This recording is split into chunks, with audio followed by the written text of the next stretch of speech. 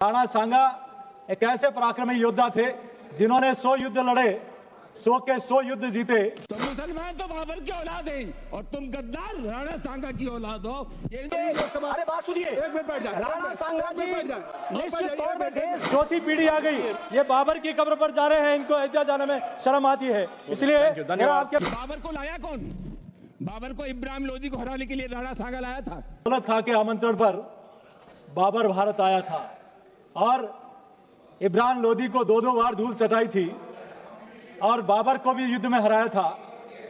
सरेआम एक हमारे मुसलमान सांसद का सरेआम अपमान किया गया। ये वही लोग हैं जो अयोध्या नहीं जाते और बाबर की कब्र को धोखने जाते हैं। माननीय श्री ये वही लोग हैं। मेवाड़ का विषय नहीं, पूरे देश का विषय है।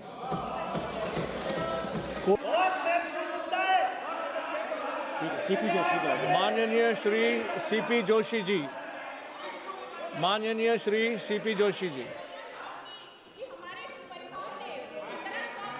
धन्यवाद सभापति महोदय।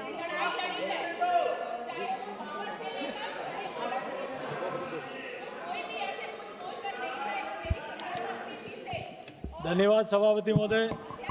माननीय महिमा कुमारी जी ने जिस विषय को उठाया है वह सिर्फ मेवाड़ का विषय नहीं, पूरे देश का विषय है।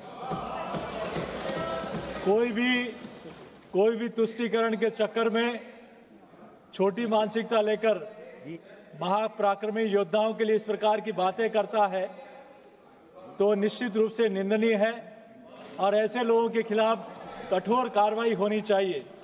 शायद उनके ध्यान में नहीं आया होगा कि दौलत खां के आमंत्रण पर बाबर भारत आया था और इब्राहिम लोदी को 2-2 बार धूल चटाई थी और बाबर को भी युद्ध में हराया था।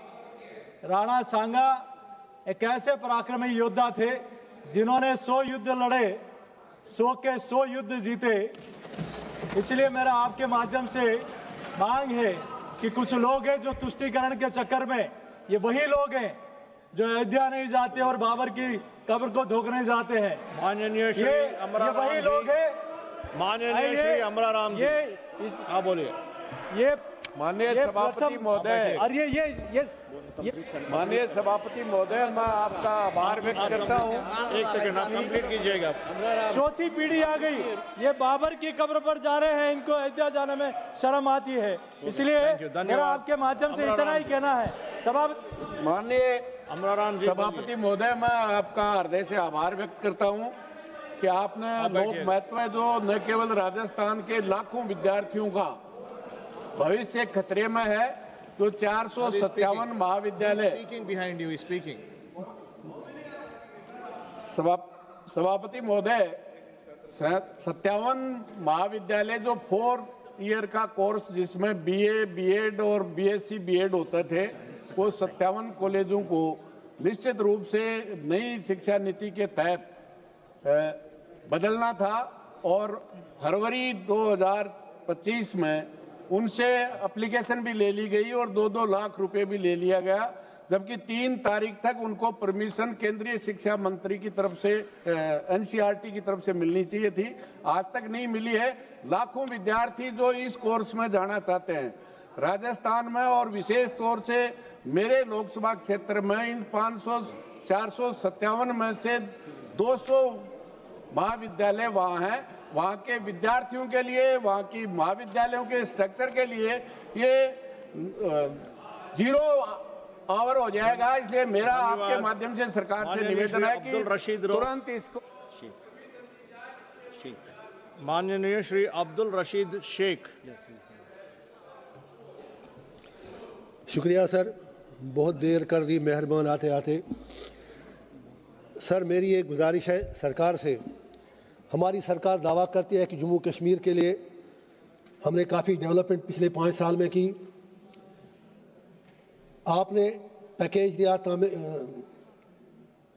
आंध्र प्रदेश और बिहार में, लेकिन अगर पैकेज की ज़रूरत है वो जम्मू कश्मीर को है, जो 30 साल से मिलिटेंसी की वजह से जहां तबाही है, जहां सब कुछ लुट चुका है, उसके बदले में जब आप इस साल के एलोकेशन देखेंगे, आपने सर 1000 करोड़ हमें पिछले साल के एलोकेशन से कम किया है, ज्यादा नहीं दिया है। हमारे सीएम साहब शायद थोड़ा शर्माते हैं कहने से, उन्हें क्या इश्यूज है वो हमें नहीं पता, लेकिन हमारी गुजारिश है कि जम्मू कश्मीर को अपना पूरा शेयर दिया जाए। और अक्सर औकात इस हाउस में कहा जाता है, बाहर भी कहा जाता है, डबल इंजन सरकार। ये डबल इंजन क्या होता है? जब हम if we are all under oath, फिर सारे लोग बराबर हैं, सारी स्टेट बराबर है, सब लोग बराबर हैं। Why will you give package to some states and to others not? तो मेरी ये गुजारिश है कि जम्मू कश्मीर को आप पूरी तरह से, मिलिटेंट स्टेट है, वायलेंट स्टेट है, आपके जो दावे हैं वो बिल्कुल गलत है। वहां पर आप एक स्पेशल पैकेज दे दीजिए जम्मू कश्मीर के लिए, ये हमारी गुजारिश है। Sir, thank you sir. Sir, in our constituency, we are having a Kolleru lake where almost 3 lakh people around the Kolleru lake lives from long time. Because of the Kolleru lake has been the bird sanctuary where birds comes there from different countries and lives there.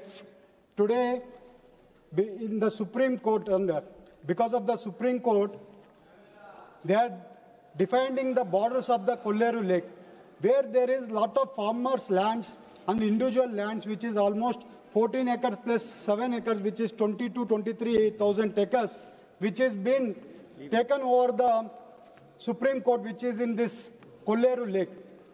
We have asked, requested every time in the courts of Supreme Court that to see that the individual farmers' land should be not included in the Kolleru region. But it is not taken care, sir. Today, our CM Chandrababu Naidu garu also and Pawan Kalyan garu also has taken incentive to solve the issue of Kolleru lake, which is there from last 20 years now, where 4 lakh people are suffering from last 20 years. Till today, they don't know that they will be living there or they will be moving from there because of this Kolleru issue. But I have requested Forest Minister also. 2 times I met him to solve the issue. Thank you, Ji. And I request again Forest Shri Minister Ji Anurag to Singh involve in Thakur this Ji. issue and solve the issue from central government. Thank you. धन्यवाद माननीय सभापति महोदय। मैं पहाड़ी क्षेत्र देवभूमि हिमाचल प्रदेश के railway के विषय उठाना चाहता हूं। माननीय प्रधानमंत्री नरेंद्र मोदी जी के आने के बाद रेलवे का बजट लगभग 10 गुना ज्यादा पूरे देश भर में बढ़ा है, जिसका लाभ हमें हिमाचल प्रदेश को भी मिला।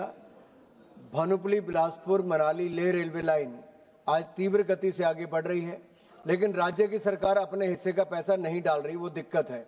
दूसरा, नंगल ऊना तलवाड़ा रेलवे लाइन ऊना तक बन गई, अम्बिंदौरा बन गई मोदी जी की सरकार में, लेकिन पंजाब की सरकार जमीन ग्रहण आगे नहीं कर रही, तो वो भी नहीं बन रही। तीसरा, जो हमारी ट्रेन चलती हैं, अब वंदे भारत देश की चौथी चली तो माननीय मोदी जी ने वो पहाड़ी क्षेत्र हिमाचल प्रदेश को दी, उसका मैं धन्यवाद करता हूं। लेकिन जो हाँ दिक्कत है सर, वो हिमाचल एक्सप्रेस, ऊना एक्सप्रेस हो या फिर हमारी हरिद्वार के लिए ट्रेन हो, इनकी साफ सफाई बिल्कुल नहीं है और इनमें भी बहुत पुराने डिब्बे लगे हुए हैं, जहां पे फर्स्ट एसी सेकंड एसी की हालत बहुत खराब है। मेरा आपके माध्यम से माननीय मंत्री से आग्रह है कि इंजन इसको ट्रेन के डिब्बों को और बेहतर किया जाए, साफ सफाई और अच्छी की जाए, ताकि आम जनता को सुविधा और मिल सके। धन्यवाद जी। माननीय श्री प्रशांत पेड़ोलो जी। हम जानते हैं कि शिक्षा हर बच्चे का अधिकार है, लेकिन देश में अनेक गांव में पढ़ने के लिए संसाधन नहीं है। कई छात्र आर्थिक तंगी और उचित अध्ययन वातावरण के अभाव में पूरी क्षमता से पढ़ नहीं पाते हैं। कॉम्पिटिटिव एग्जाम की तैयारी करने वाले छात्र छात्राओं की किताबें और रीडिंग स्पेस की कमी के कारण कमी झेलनी पड़ती है और उनका बहुत ही नुकसान होता है। इसलिए मैं सरकार से अनुरोध करता हूं कि हर गांव में रीडिंग रूम और लाइब्रेरी स्थापित की जाए और वो ऐसी अद्ययावत हो कि वहां स्कूली बच्चों के साथ साथ यूपीएससी, राज्य लोक सेवा आयोग, बैंकिंग, रेलवे और अन्य प्रतियोगी परीक्षाओं की तैयारी के लिए विद्यार्थियों को अध्ययन करने की सुविधा मिल जाए।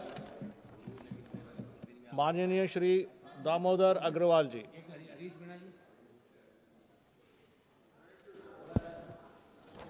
माननीय अध्यक्ष महोदय, मैं आपका धन्यवाद ज्ञापित करता हूं कि लोक महत्व के मुद्दे पर मुझे बोलने का अवसर प्रदान किया।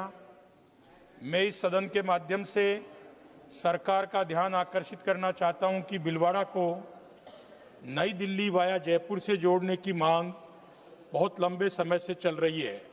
वर्तमान में भीलवाड़ा से दिल्ली केवल एक ट्रेन चेतक है, इस कारण रूट पर भारी दबाव रहता है। वर्तमान में नई दिल्ली से अजमेर शताब्दी संख्या 12015, 12016 चलती है, जो नई दिल्ली से अजमेर और अजमेर से दिल्ली आती है। मेवाड़ क्षेत्र के वासियों की मांग है कि इस ट्रेन को समय में थोड़ा परिवर्तन करके भीलवाड़ा तक बढ़ाया जाए। इसी प्रकार गाड़ी संख्या 20979 वंदे भारत, जो कि उदयपुर से जयपुर संचालित होती है, उदयपुर से प्रातः जल्दी प्रारंभ करके दिल्ली तक बढ़ाया। धन्यवाद सभापति महोदय। सर, संविधान खतरे में है। आर्टिकल 14, 15 और 49, मैं आर्टिकल 49 के बारे में आज विशेष तौर पर बात करना चाहता हूं। और आर्टिकल 49 ये कहता है कि कोई भी जो रिलीजियस प्लेस है, जगह है, उसका रखरखाव, उसकी जिम्मेवारी सारी की सारी जो है सेंट्रल गवर्नमेंट की होगी। लेकिन इस देश में दो ऐसे एक्ट बने 1991 में, प्लेसेस ऑफ वर्शिप एक्ट, जो हिंदुओं को कहता है कि आप जो है अपने आप को कंट्रोल कर लीजिए, और 1995 में एक ऐसा एक्ट उसी सरकार ने बनाया जिसमें कहा कि वक्फ बाय यूजर, जिस पर भी मुसलमान हाथ रख दे ये संपत्ति उसकी है। इसके आधार पर एएसआई की जितनी संपत्ति है, एएसआई के जो मॉन्यूमेंट है, जो मदरसे हैं, जो संसाधन है, उन सबों पर जो है मुसलमानों ने अधिकार कर लिया है और उनके दुकान हो गए। और ये जो मेंटलिटी है, आर्टिकल 49 का जो ये उल्लंघन है सभापति महोदय, ये 1936 के त्रावणकोर एक्ट से निकलता है, जिसने मुसलमानों को इस देश में पहली बार रिजर्वेशन दिया। आप उसको संपत्ति का अधिकार दे रहे हैं, आप उसको मॉन्यूमेंट दे रहे हैं, आप उसको ठेकेदारी में रिजर्वेशन दे रहे हैं, आप जो है आप बस एक मिनट सभापति महोदय, और आप उसको नौकरी में रिजर्वेशन दे रहे हैं। मेरा आपके माध्यम से भारत सरकार से आग्रह है कि आर्टिकल 49 और आर्टिकल 14, 15 को लागू करिए और मुसलमानों को इस देश में जो अधिकार है उसको समानता के अधिकार में बदलिए। आपने मौका दिया, इन्हीं शब्दों के साथ धन्यवाद। सुश्री परिणिती। सर, मैं आपका धन्यवाद करती हूँ। सर, महाराष्ट्राचा शेतकरी आज खूप अडचणीत आहे। महाराष्ट्रामध्ये पीडब्ल्यूडी मिनिस्टरनी राजीनामा दिला, ॲग्रिकल्चर मिनिस्टरवर आरोप आहेत आणि आमचा शेतकरी हा त्रस्त आहे। अध्यक्ष महोदय, ऊसाला दर मिळत नाहीये, रिकव्हरीचे दर ठरले आहेत, पण प्रतिटन दर जे आहे ते प्रत्येक कारखान्याने 15 दिवसात ठरवायला शेतकऱ्यांना देय करायला पाहिजेत, अशी माझी मागणी आहे। माझी दुसरी अशी मागणी आहे की दुधाचा जो दर आहे तो जास्त मिळाला पाहिजे, 40 ते 45 गाईच्या दुधाला दर मिळाला पाहिजे। शेती मालासाठी हमी भाव मिळाला पाहिजे। अध्यक्ष महोदय, जीएसटी जे अवजारावर जीएसटी आहे, ड्रीपवर आहे, सिंचन साहित्यावर आहे, खतावर आहे, ती 12% केली पण ती रद्द झाली पाहिजे, अशी माझी मागणी आहे। पीएम किसान योजनेची 2000 रुपये जे मिळतात 3 महिन्याला ते वाढवले गेले पाहिजेत। आणि सर, बँकेकडून जो सिबिल स्कोर दिला जातो तो सिबिल स्कोर रद्द करून युवकांना, जे शेतकरी आहेत त्यांना कर्ज दिला पाहिजे।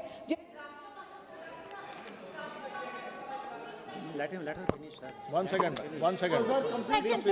सर, जे द्राक्ष बागायतदार आहेत सोलापुरात त्यांना जास्त ग्रांट मिळाली पाहिजे आणि जे फळबागांचं सिंचन योजना जी आहे त्याची सबसिडी अजून सोलापूरला मिळाली नाहीये, ती सबसिडी आपण त्वरित देय करायची, अशी माझी मागणी आहे। धन्यवाद। धन्यवाद, थैंक यू सो मच। लेकिन मेरा 2 मिनट से ज्यादा होगा, so please don't interrupt.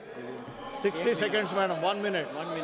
60 seconds, 1 minute, please. Thank you so much, Honorable Speaker, for giving this opportunity to talk something that is affecting our film industry, to which I proudly belong to, in a dangerously negative way. I refer here to AI and the deep fake technology that has swept the world. While the pros of the technology are many, the consequences target, among others, celebrities belonging to the film industry. These celebrities have worked very hard for decades to make this name, fame, and popularity. Many of us have become victim of this ruthless misuse, which creates multiple fake videos tarnishing the image of the person concerned. This go viral and cause tremendous impact on the victim's mental health. This cannot be taken lightly.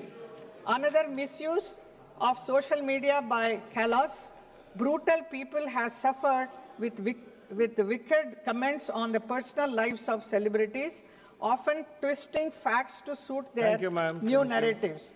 Atrocious Dr. claims Prabha Mallikarjun. about the passing of